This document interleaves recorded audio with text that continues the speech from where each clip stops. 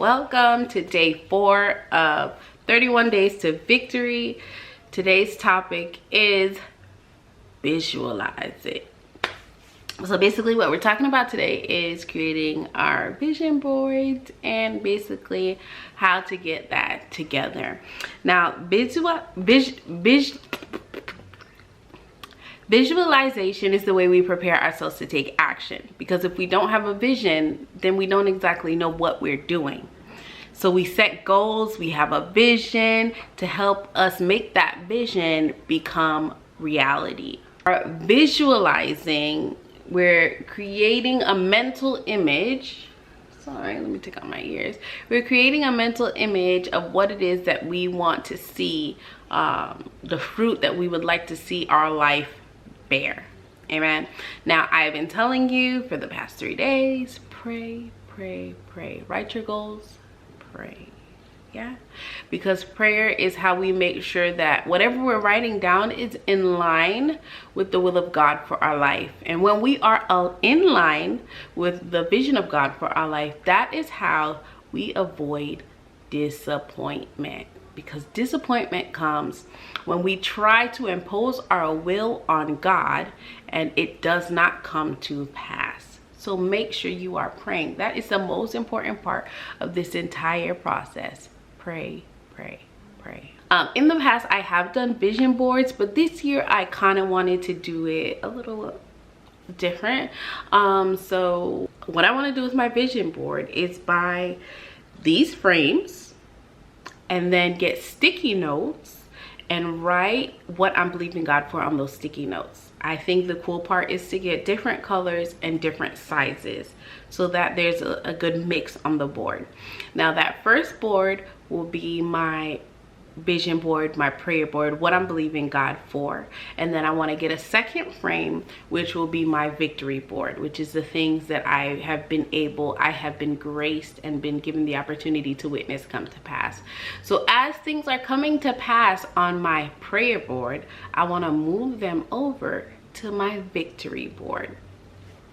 Now, the reason why I want to do frames is because I have kids and pretty colors, sticky notes is just very attractive for kids.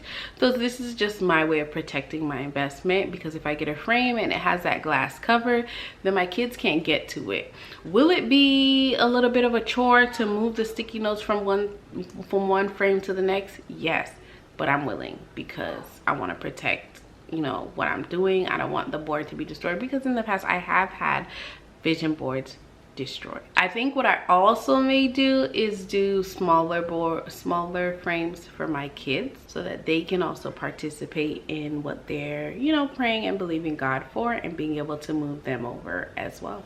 We've read this scripture already before, but I'm gonna read it again.